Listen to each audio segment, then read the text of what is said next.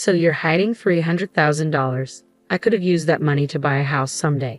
But Arabella, my mother-in-law, beat me to it, buying the house without even telling me.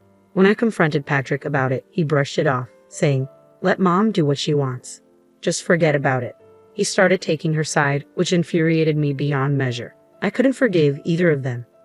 My name is Kathy, and I married Patrick, who works at the same food company, 5 years ago. Our busy work schedules leave little time for us as a couple, but we generally get along without any major conflicts. However, my relationship with Arabella, my mother-in-law, has never been smooth. It all began during a family gathering at her house, where she casually remarked, "Now that you're married to Patrick, you'll quit your job and become a housewife to support him, right?" I calmly replied, "No, I plan to continue working after marriage. Patrick and I have discussed it, and he supports my decision." Arabella seemed taken aback and countered, "Isn't it normal for a wife to become a housewife after marriage? That's what I did when I married my late husband." This comment marked the beginning of our strained relationship, which only worsened over time. Pondered silently how antiquated it was to expect a wife to be a housewife while the husband earns. Naturally, I couldn't voice this to Arabella, so I simply offered a polite smile and brushed off her comment. "Are you sure Patrick agrees with you working? If you're not home because of work, it will just add to his burden when he's tired," she persisted. I replied calmly, "That's mom's perspective, not Patrick's. He supports my decision, so let Kathy do as she likes." Patrick intervened in my defense, saying, "Mom, I'm fine with it. Let Kathy make her own choices." After that, Arabella ceased her snide remarks, and we soon departed from her house. "Thank you for stepping in back there. If you hadn't," Arabella might have continued. I expressed my gratitude. Patrick replied reassuringly, "Mom has raised me alone since Dad passed away. She's probably just concerned. Don't take it too hard." His defense and understanding touched me deeply. I felt fortunate to be married to such a caring person. As we headed back to our condominium, I secretly felt a sense of contentment. Though we had been living together for 5 years, Patrick surprised me one day by suggesting Arabella move in with us. Hey, considering how busy we both are with work, I thought maybe Mom could live with us in the condo. I hesitated, replying honestly, I'm not sure about that idea." Patrick immediately understood, saying, "I see. Sorry for bringing it up so suddenly. Forget I mentioned it." I absolutely couldn't agree to the idea of suddenly living together. Thankfully, Patrick acquiesced easily, and I felt relieved that we wouldn't be sharing our space with Arabella. About a week after Patrick had brought up the idea, I had a particularly hectic day at work and didn't return to our condominium until after 9 p.m. "I'm so tired. Maybe I should whip up something for dinner," I muttered to myself as I reached for the doorknob, only to find it already unlocked. Patrick must have gotten home earlier than usual today. Normally, he texts me when leaving work, but it seemed he'd forgotten this time. Without much thought, I entered the apartment. "Whoa, what a day. Oh, you're back," a voice greeted me unexpectedly. "Huh? Arabella, you're here. Where's Patrick?" I asked, bewildered. "Patrick hasn't returned yet. He gave me a spare key, so I let myself in," she explained casually. "A spare key? I had no idea," I stammered, taken aback by her sudden presence, unable to conceal my surprise. "Stop standing there. Can you make dinner? I've been waiting for you to get home," Arabella demanded as soon as I entered. "Ha, Arabella, haven't you eaten dinner yet?" I asked, surprised. "No, I haven't. It's quite audacious to barge into someone's home and expect dinner," I thought to myself, but couldn't bring myself to rudely send her away. "Ah, I see. Okay, I'll make something simple. Is that okay?" "Just a moment. Are some groceries missing? Did I use that much?" I wondered aloud, noticing the fridge seemed emptier than yesterday. "Anything simple will do. Just hurry up, dear. I'm famished," Arabella insisted. "Please wait a moment. I'll whip something up quickly," I replied, rushing to prepare dinner for her. "Thank you. Let's see how it tastes," Arabella commented after tasting the soup I had made. "What is this? It's terrible." "Ha! What did she just say? Did she really call my soup terrible?" I thought in disbelief. "I said it's terrible. Did you not hear me?" Arabella repeated sharply. "I heard you. It wasn't a misunderstanding," I responded firmly, trying to keep my composure. "You're always so busy with work. That's why you can only manage to cook this kind of meal. You should quit your job and become a proper housewife," Arabella continued, her resentment clear.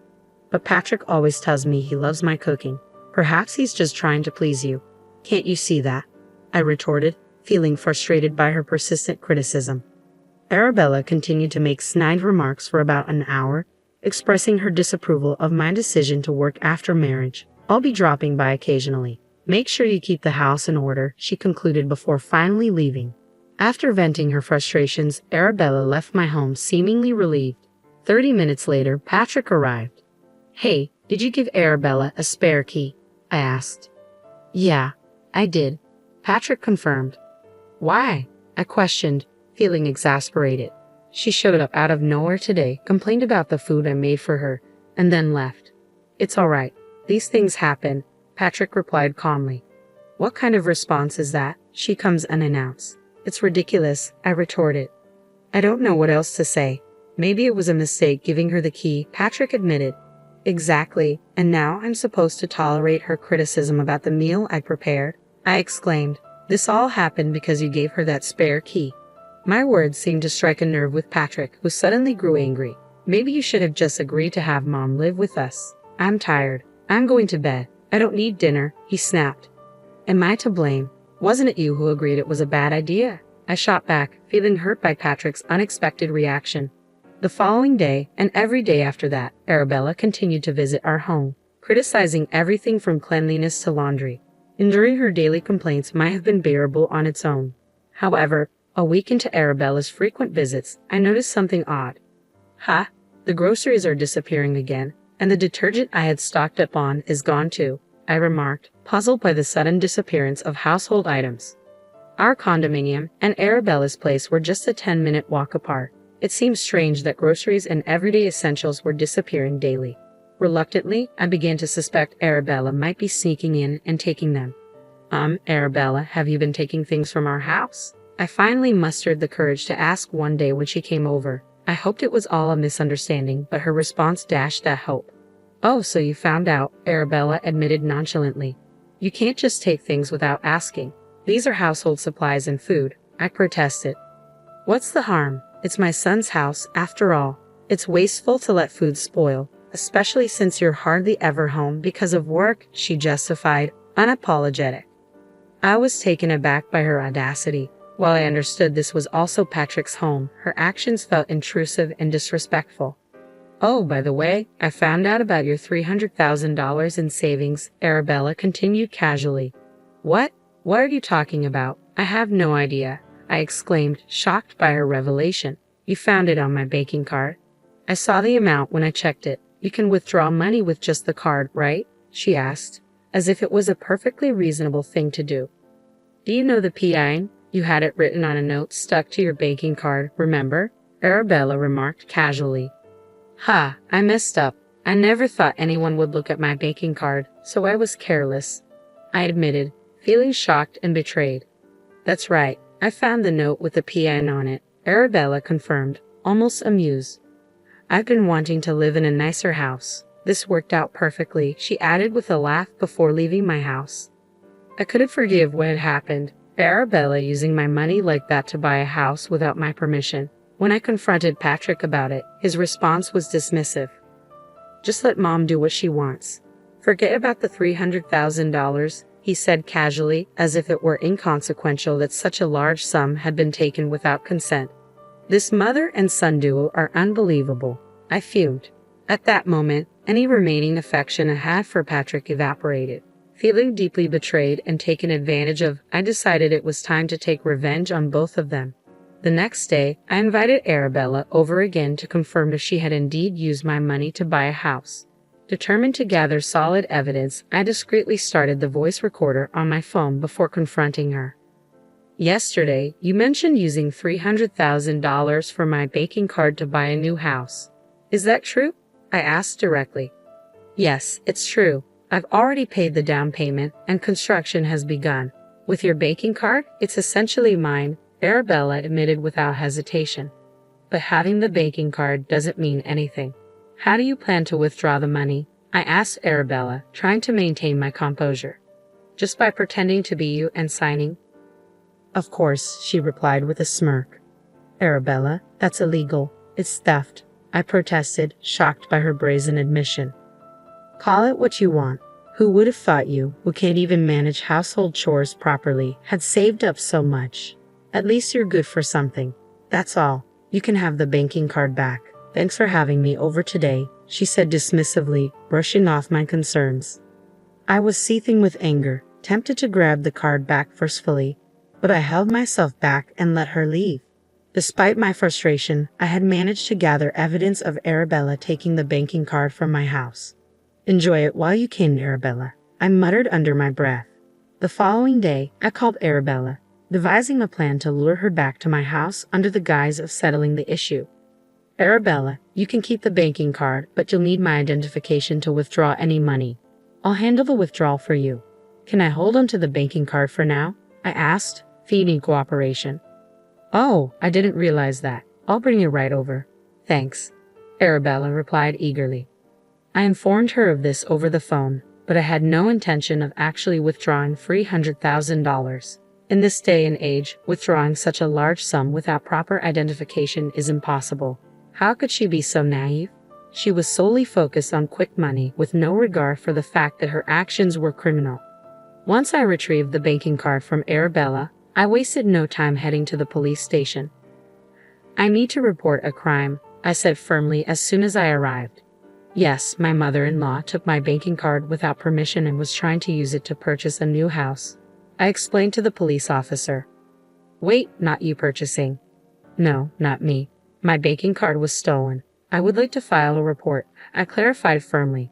The police listened attentively, understanding the seriousness of the situation, and accepted my report. Later that evening, I informed Patrick that I had filed a report with the police. I told the police about Arabella stealing my banking card. She might get arrested soon. I informed him. What? Why would Mom get arrested by the police? Patrick reacted with surprise. Don't you understand that what Arabella is doing is a serious crime? I responded, frustrated by his lack of concern. Even so, did you have to involve the police? It's pointless talking to you. You always say we should let your mom do as she pleases. Why should I just hand over a large sum of money to her? Patrick countered defensively. How can you speak of your mother-in-law like that? I shot back, hurt by his dismissive tone. Just because she's my mother-in-law, does that mean she can do anything? If she tried to harm me, should I just accept it quietly? It's absurd.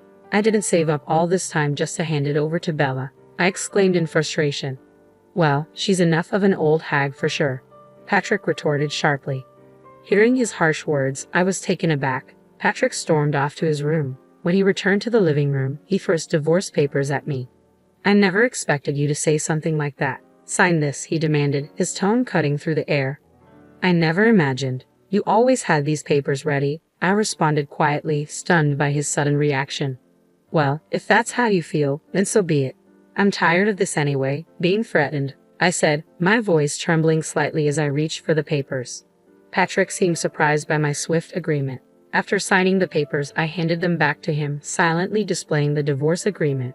Here, this is what you wanted, right? I handed Patrick the signed divorce papers with a mix of resignation and sadness. But yes, Patrick replied quietly. Then I'll file these, I said, trying to keep my voice steady despite the ache in my chest.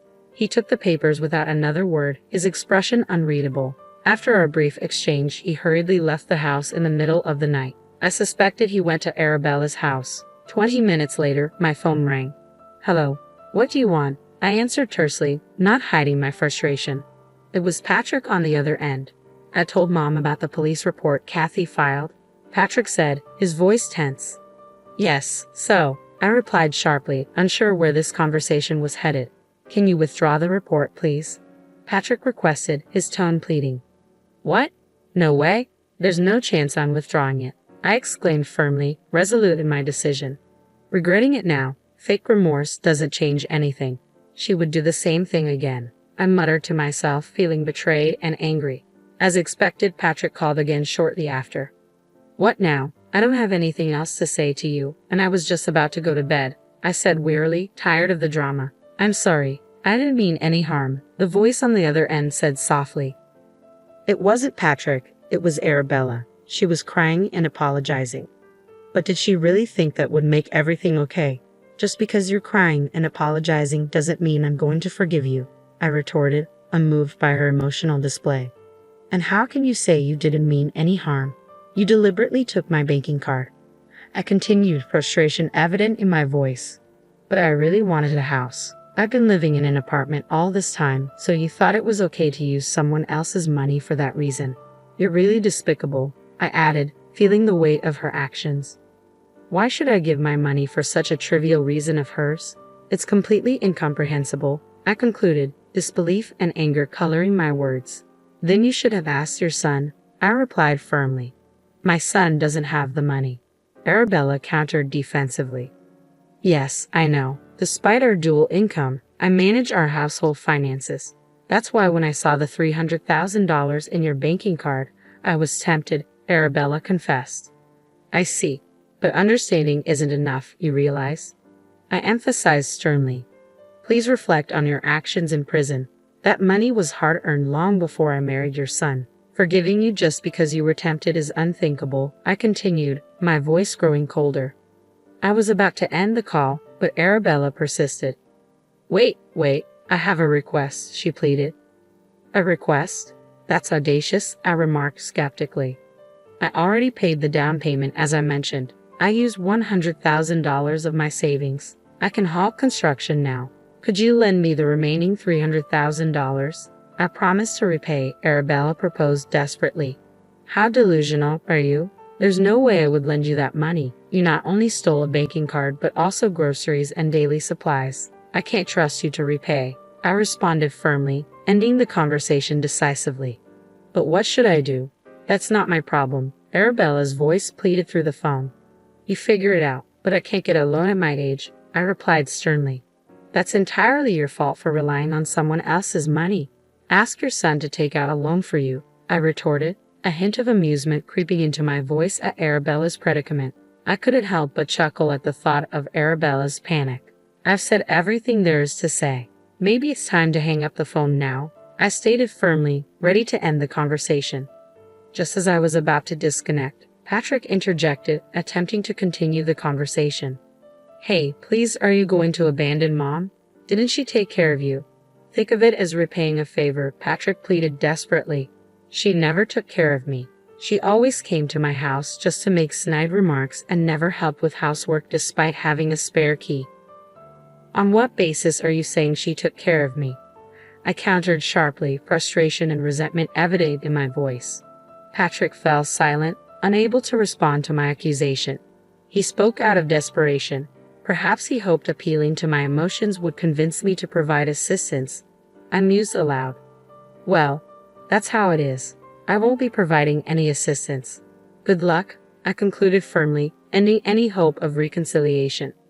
Wait, I'll handle Mom's situation, and I won't trouble Kathy anymore. So please, can we reconsider the divorce? Patrick pleaded one last time, desperation coloring his voice. It's too late now. Arabella is more important to you than me, right? I stated bitterly, my heart heavy with disappointment and hurt. I'm truly sorry. I'll value you, Kathy, more from now on. You don't need to bother about me anymore. We'll be strangers by tomorrow, Patrick's voice pleaded through the phone. Enjoy your life with your beloved Arabella, I replied calmly before hanging up. Concerned he might call again, I turned off my mobile and went to bed. Patrick didn't return home that night. They were likely consoling each other. The next morning, I took a day off work to file the divorce papers. Patrick and I were now strangers. Arabella's fate was no longer my concern. For the 3 days before I left our home, Patrick barely spoke to me. I didn't initiate conversation either. Planning to move back to my parents' house, despite the hour-long commute to work, I packed up my belongings. As I left, Patrick said just one thing. I'm sorry for everything up till now. Ignoring him, I walked away. It was a stark end to a once loving marriage. Strangely, I didn't feel sad. I felt relieved to be free from such a toxic mother and son. I can't forgive them after everything. They brought this upon themselves, neglecting and defending Arabella. If Patrick had stood up to her when she stole my banking card, maybe things could have been different. They underestimated me. I wasn't going to be continually wronged. Now they face the consequences of their actions, working to repay their debts. It's their own doing, their karma, I reflected as I drove to my parents' house. A week later, the police called to inform me of Arabella's arrest for theft. Not living with Arabella played a crucial role in her arrest. If you had been living together, it might have complicated things due to the familial nature of the theft. I understand. I'm grateful she was apprehended. Thank you, I responded, relieved by the news. Now Arabella will have time to reflect on her crimes, I thought. Just then, Patrick called. Mom has been arrested, he stated solemnly. I know, the police informed me. I can't manage the loan payments alone now that Mom's gone, Patrick admitted. So what? You're not asking me for help again, are you? I replied firmly. No, I mean, please don't call me again, Patrick faltered. I ended the call and blocked his number to avoid further contact. A month later, I heard from a colleague. Hey, did you hear? Patrick quit the company. Though we worked at the same place, we rarely crossed paths. The news of Arabella's theft and arrest had spread, making it untenable for him to stay. I didn't spread the news, I assured my colleague. I don't know what happened to him after that, but he must be struggling with the loan repayments, my colleague remarked. 3 years later, I found happiness again. I married someone who cherished me deeply, and my new in-laws welcomed me with love. Finally, I felt genuine happiness. I hope nothing like this ever happens again, I whispered, grateful for the peace and love in my life now.